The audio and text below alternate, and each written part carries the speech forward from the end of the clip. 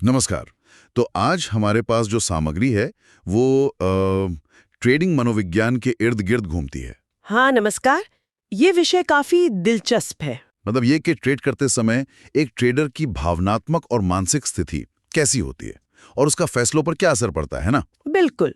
और इसमें एक अहम बात ये उभर कर आती है कि बाजार में लगातार कामयाब होना सिर्फ अच्छी रिसर्च या स्ट्रेटजी पर ही निर्भर नहीं करता।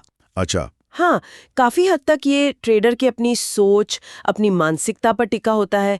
इसे अक्सर अनदेखा कर दिया जाता है, पर ये अहम मुनाफा कमाने का एक बहुत जरूरी हिस्सा हो सकता है। तो मतलब सिर्फ चार्ट्स और डेटा देखना काफी नहीं है, जो अंदर चल रहा है वो भावनाएं भी उतनी ही महत्वपूर्ण हैं। हाँ बिल्कुल। जानकारी के मुताबिक कुछ खास भावनाएं हैं, जैसे डर है, लालच है, उम्मीद भी, पछतावा। हाँ, उम्मीद, पछतावा और कभी-कभी जीत के बाद ये जो आता है ना, अति आत्मविश्वास। ये सब ट्रेडिंग के नतीजों पर गहरा असर डाल सकती हैं। और अगर इन्हें समझा न जाए, संभाला न जाए, तो ये भारी नुकसान का कारण बन सकती हैं। तो इन सब भावनाओं में क्या कोई ऐसी हैं जिन्हें ये सामग्री सबसे ज्यादा अहम नुकसानदेह मानती है? हाँ बिल्कुल। डर और लालच का जिक्र खास तौर पर आता है। ऐसा लगता है कि सबसे बड़ा खतरा शायद बाजार की चाल में नहीं, बल्कि ट्रेडर के अपने मन में है। सही कहा, मन में बैठे इसी डर और लालच में। डर भी कई शक्लों में सामने आता है।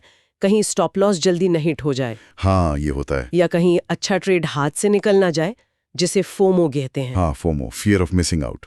या फिर डर के मारे इतनी छोटी पोजीशन लेना कि मुनाफा कुछ खास हो ही ना। और लालच वो कैसे काम करता है? आपने पहले एक उदाहरण का भी जिक्र किया था शायद। हाँ, लालच तो बिल्कुल उल्टा काम करता है। ये ट्रेडर को मुनाफे वाली पोजीशन पर जरूरत से ज्यादा टिकाए रखता है। और कमाने की उम्मीद में। हाँ, और ज्यादा कमाने की उम्मीद में।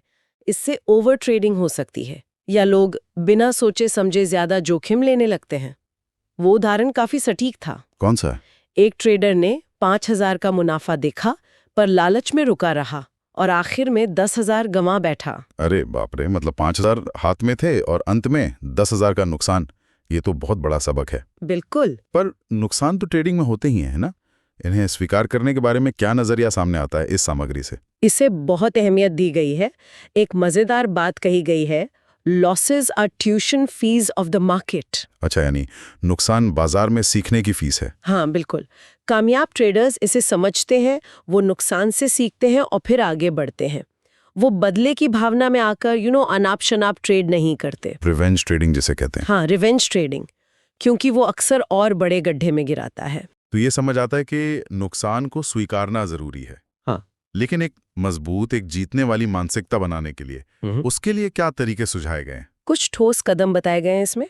सबसे पहले एक साफ ट्रेडिंग प्लान। प्लान मतलब कब खरीदना है, कब बेचना है, नुकसान कहाँ रोकना है, ये सब पहले से तय हो।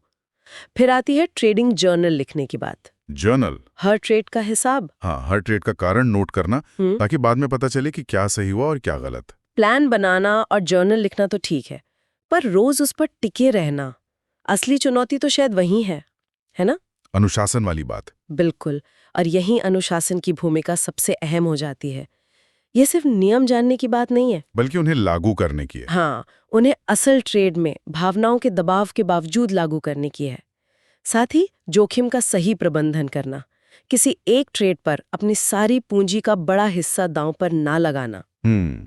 और मानसिक शांति के लिए ध्यान यानी मेडिटेशन जैसी तकनीकों का भी जिक्र है। अच्छा, ये भी है। और क्या कुछ आम गलतियों के बारे में भी बताया गया है जिनसे बचना चाहिए? हाँ, कुछ चीजें बार बार देखने को मिलती हैं, जैसे थोड़ी सी कामयाबी के बाद हवा में उड़ना, मतलब अति आत्मविश्वासी हो जाना। हाँ, ये तो होता है। तय किए स्टॉप लॉस पर बाहर ना निकलना, क्योंकि उम्मीद रहती है कि बाजार पलट जाएगा। या फिर दूसरों को देखकर उनकी नकल करना, बिना अपनी समझ लगाए, बिना सोचे समझे। हाँ, इन सब से बचने का तरीका एक सिस्टम पर आधारित ट्रेडिंग और भावनाओं की जगह तर्क को प्राथमिकता देना बताया गया है। तो कुल मिलाकर ऐसा लगता है कि ये सामग्री हमें यही बता रही है कि ट्रेडिंग सिर्फ नंबर और स्ट्रैटेजी का खेल नहीं है, ये काफी हद तक दिमाग का खेल है। एकदम सही। अपनी भावनाओं को समझना और उन पर काबू पाना ही शायद असली कुंजी है। और यहाँ एक सोचने वाली बात ये निकलती है, क्या ये मुमकिन है कि ट्रेडिंग में सबसे बड़ा जोखिम बाजार का उतार चढ़ाव नहीं, बल्कि खुद ट्रेडर की अपनी अनियंत्रित भावनाएं हैं?